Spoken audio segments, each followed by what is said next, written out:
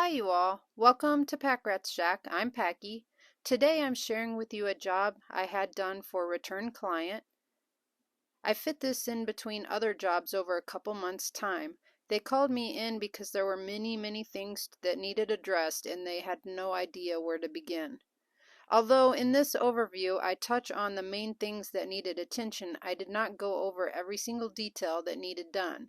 So the typical things such as cleaning, filling nail holes, caulking, and sanding were done where they were needed, but not shown in detail here. The main point to this vlog is just to show you what can be done in a space to complete it and give it balance. Therefore, most of this vlog is pics of the stages of completion rather than step-by-step videos. I really hope you enjoy. Oh my gosh.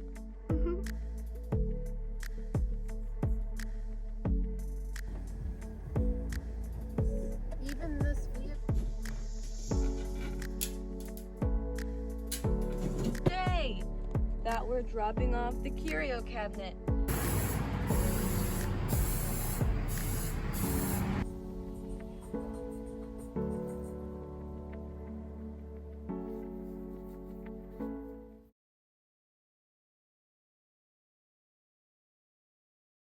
I want to start out by saying I titled this vlog as Finishing Out a Headache. I want to clarify it was not my headache, it was the homeowner's headache every time they entered the room because they had no idea where to get started. I started this job by repairing the two corners of the ceiling. I cut out the old brittle sections and put in backers so I could screw new drywall pieces in. As you can see, this wasn't a very easy task as the space was very small and the plaster kept breaking away.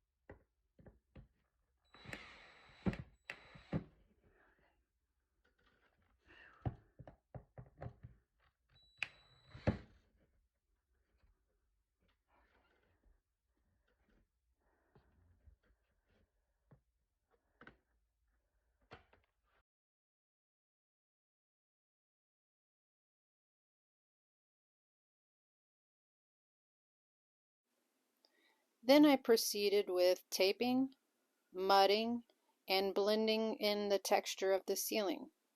While I primed these two areas for prep for paint, I also started priming the beams. I used some kills that the clients had on hand in a 5-gallon bucket. I was worried about beam tannin or stain bleed through, and it did bleed through. So in the end, the entire ceiling and beams I covered with a white pigmented shellac that I got from Sherwin-Williams. And I did the entire ceiling because I noticed yellowing on it as well that I did not want future issues with. Looking at the two repaired corners after the ceiling has been primed, you can see that they are blending in very nicely. So then I continued on with painting the entire ceiling, including the beams, white.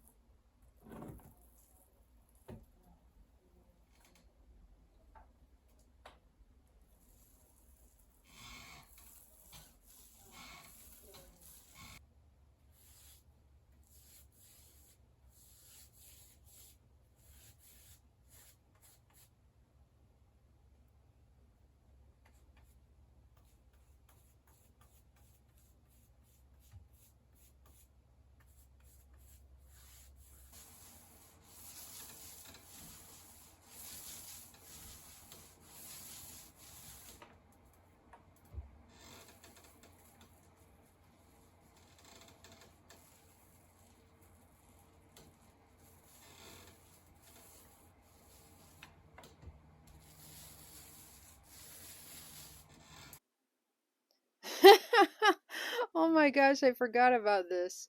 So anyway, I had to take pictures of Nora. She was so comfortable with me working in her house that many times she would just be napping near me. Here I was moving my canvases to a new location where she was napping, and she was refusing to move from her comfy spot. So even to the point of allowing me to cover her up with the canvas, which usually once I got near her, she would go ahead and move away a bit.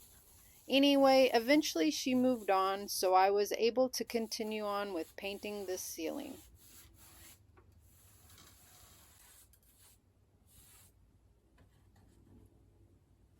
In some of these shots, you can see how dark the room is in areas, and then appreciate why they wanted the beams white with the ceiling to brighten up the entire space.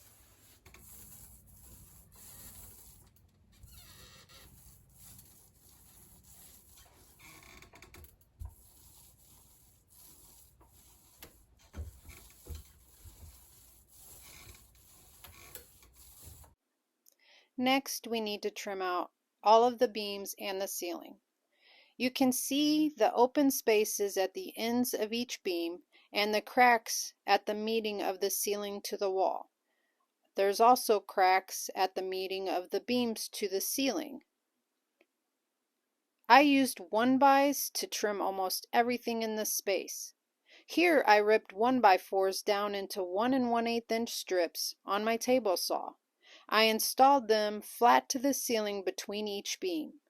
Then I went back and trimmed out the ends of each beam, putting the trim flat to the beam, basically dressing up each beam with an end cuff.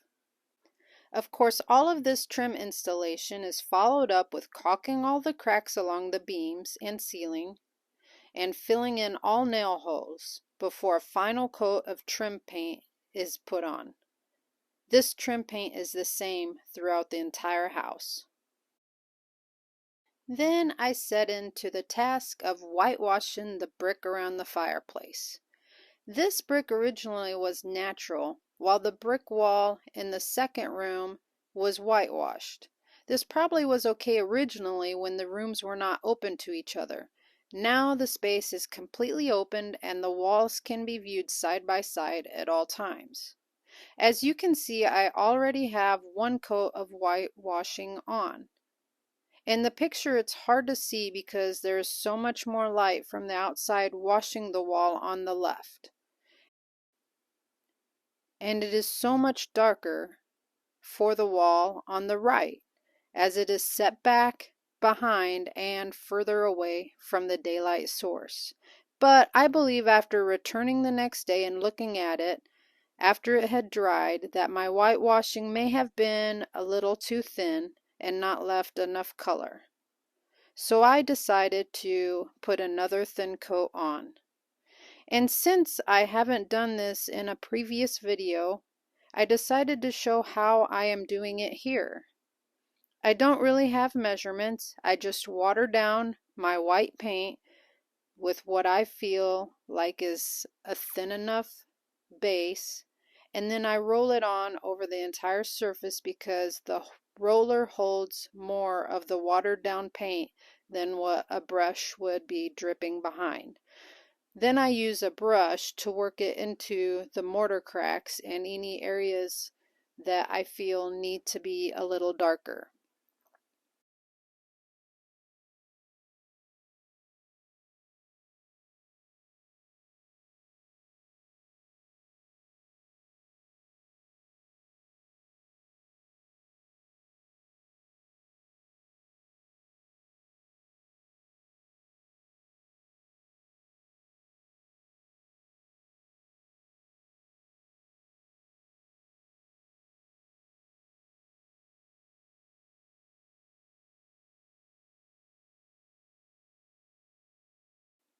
I then rinse my brush out so there's no paint on it and it has basically a clean water with it, and I use that as an eraser to work off any excess that I feel is too dark or thick in certain areas.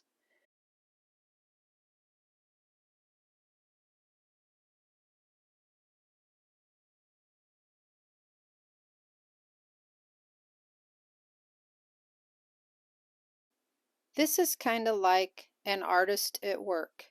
I go by feeling, not by rules. I don't want everything to be coated evenly because that would not be visually appealing. I want there to be highs and lows. So I just keep playing with it until it feels right and it looks how I want it to look.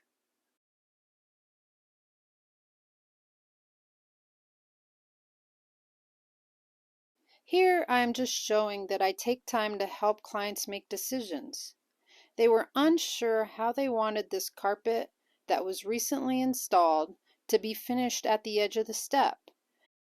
I basically just cut a 3 or 4 inch strip of padding and stapled it down to about an inch from the edge to show them how it would look if you were to just roll the carpet under and staple it down.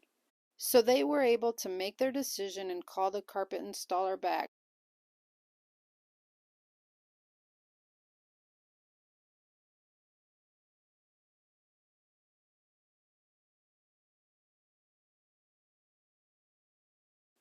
I then continued on with trimming out the openings and the doors. The casing used was what the client had on hand from working on other parts of the house. I then added my touch with finishing out between the openings and any missing section of wallboards around this space. I repurposed wood removed from this space in order to complete it.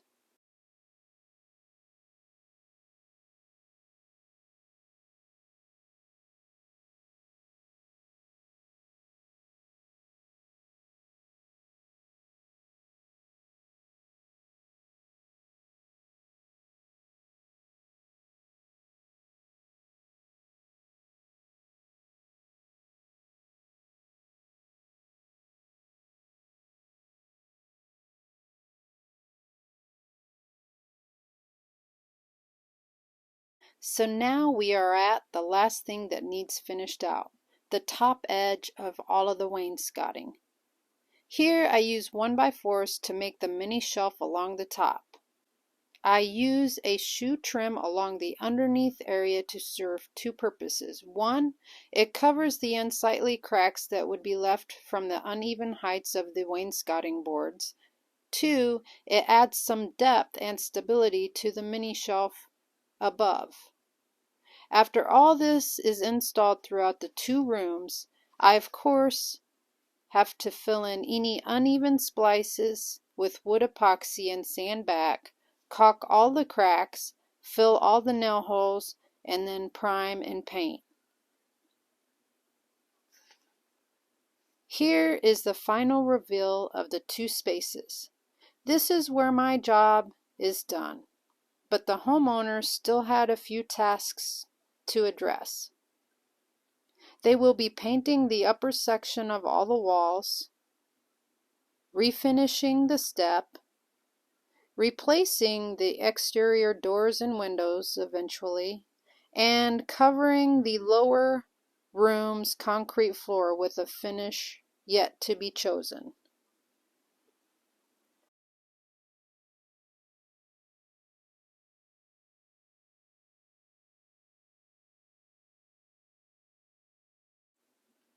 Tell me what you think in the comments section below. I hope this has inspired you and helped you realize that you do not always have to go with the standards of what's available in the trim section of your local home improvement store. Sometimes what's best for the space needs to be created or made out of repurposing materials already in the room. Like I mentioned briefly earlier, where wood was missing in the spaces of the dark wallboards, I reused pieces of the dark old trim that was removed from the room. I ripped them to size on my table saw so I could fill in any unsightly gaps or missing pieces so this area looked complete. Thank you for watching. Have a great day wherever you are. Stay safe.